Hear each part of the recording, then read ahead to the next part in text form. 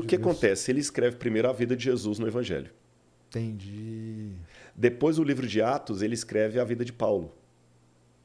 Para depois voltar Para voltar e falar assim, vocês vão crucificar de novo Jesus e o estilo... Só que aí sobra só uns pedaços, como você vai saber?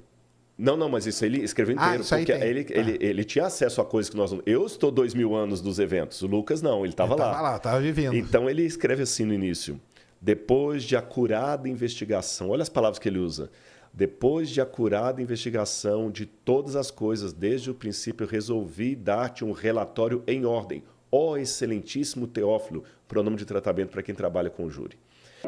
Olá e seja bem-vindo ao nosso canal dedicado à fé cristã e ao desenvolvimento pessoal. Aqui, buscamos compartilhar conteúdo de qualidade para fortalecer sua espiritualidade e enriquecer sua jornada de vida. Não se esqueça de nos seguir nas redes sociais, Instagram, Facebook e TikTok, para se manter atualizado e interagir conosco. Os links estão na descrição abaixo. Aqui, ó.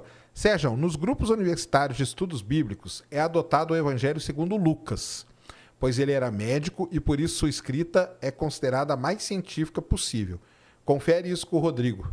A minha tese doutoral foi sobre Lucas, eu falei, né? E aí? Só vou acrescentar, quem escreveu foi o Homero? Leone Veiga. Leone. Até uma coisa mais, Lucas não era só médico. No cânon moratoriano é dito que, além de médico, Lucas era um estudante de leis. Como uma única cópia que temos desse manuscrito do cânon moratoriano está meio ali detonado, a gente não sabe se é estudante de leis ou jurista. Está meio apagada a palavra, mas sabe que é alguma coisa ligada ao fórum. E o que eu descobri na minha tese? O Evangelho de Lucas e o livro de Atos é uma peça no sentido jurídico da palavra, que Lucas escreveu para a defesa de alguém. Caramba. Como é que funcionava, primeiro, para o pessoal entender em casa, o critério de defesa jurídica num tribunal romano? Vamos supor que o Sérgio está sendo injustiçado, estão perseguindo, estão querendo tirar seu título acadêmico e tudo mais e tal. Aí eu conto a história de Galileu Galilei. E mostro como Galileu Galilei foi incompreendido, como ele foi vilipendiado, como ele foi hostilizado e tal mais e tal, papapá. Eu gasto todo um tempo falando só do Galileu Galilei. E era amigo do Papa. Mas você sabe que falam que ele fez para trollar o Papa, sabia? Foi. Não, tanto é que tem um livro que o pessoal deve ler, Galileu vai para a prisão. Saiu em português, inclusive, esse livro. Você entendeu? Vale a pena ler. Porque falam que ele trollava, ele era amigo e ele começou a trollar o Papa. Na verdade, tudo que ele fazia ele era meio trollagem e tal. Mas aí acabou que a galera não entendeu a brincadeira. Não, e já que você perguntou, até uma questão, você vê como é que interpretava mal a Bíblia, eu vou voltar para a pergunta dele aí, tá? Quando o pessoal ensinava na época que não poderia ter uma mudança dos animais, eles falavam o seguinte: é impossível que animais tenham sido extintos ou que haja uma evolução. Eu não sou evolucionista naquele sentido de um animal virar outro, mas eu acredito que o urso foi mudando ao longo do tempo. Mas isso era negado. Por quê? Com base na Bíblia. Lembra que você perguntou do terraplanismo? Porque na Bíblia fala que Deus criou os animais segundo a sua espécie. Só que o segundo a sua espécie não tem nada a ver que Deus criou do mesmo jeito. Uma pessoa interpretava assim.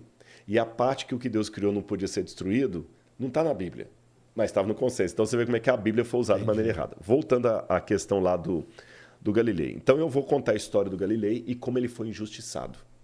Depois que eu convenço bastante o meu público, através do escrito, que Galileu Galilei foi injustiçado, aí eu vou contar a história do discípulo de Galileu Galilei, Sérgio Sacani. E vou mostrar vários pontos em comuns que você tem por causa do que Galileu ensinou. Sim. E eu termino a minha defesa a seu respeito com uma pergunta. Vocês vão matar de novo Galileu? Entendi. Isso tem vários exemplos. Então, por exemplo... A peça jurídica, a peça dele é desse jeito. Exatamente. Aí é difícil de entender Plutarco escreveu desse jeito. Cícero escreveu desse jeito. Os caras tinham que escrever mais fácil, né, cara? Exatamente. Aí o que acontece? Ele escreve primeiro a vida de Jesus no Evangelho. Entendi. Depois, o livro de Atos, ele escreve a vida de Paulo. Para depois voltar Para voltar e falar assim, vocês vão crucificar de novo Jesus e o estilo... Só que aí sobra só uns pedaços, como você vai saber? Não, mas isso ele escreveu inteiro, isso aí porque tem. ele tinha acesso a coisas que nós não... Eu estou 2000 anos dos eventos, o Lucas não, ele estava lá. Estava vivendo. Então ele escreve assim no início: depois de acurada investigação, olha as palavras que ele usa. Depois de acurada investigação de todas as coisas, desde o princípio, resolvi dar-te um relatório em ordem. Ó excelentíssimo Teófilo, pronome de tratamento para quem trabalha com o júri. E tem até um caso emblemático aqui de um erudito chamado William Ramsay. Ele se tornou até Sir William Ramsay, o maior especialista em literatura e história romana da Inglaterra. E ele era cético. Cético. E ele já estava cansado de ter tantas pessoas insistindo em acreditar na Bíblia. Ele falou o seguinte: então, o livro de Lucas era o livro mais mal documentado da Bíblia que tinha. Por quê? Porque Lucas entrava em choque com muitos outros textos clássicos de Roma. Aí William Ramsay pegou um sabático. Lá na Europa eles têm esse privilégio que a gente não tem aqui. Ficou 1 ano sem dar aula, só fazendo pesquisa, 2 anos. Ele pegou uma bolsa, ficou 2 anos fazendo uma pesquisa em toda a Ásia Menor para desmentir o livro de Lucas. Ele era o maior especialista em história romana. Ele falou assim: eu vou provar para vocês que isso aqui é bobagem. Mas já que vocês não estão aceitando, eu vou fazer um dossiê. Aí ele fez todo esse dossiê. Depois de 2 anos, o camarada voltou acreditando na Bíblia e o livro que seria ser contra Lucas virou o livro mais a favor. E ele escreveu assim: os grandes historiadores são os mais raros dos escritores. Eu reputo Lucas como historiador de primeira grandeza.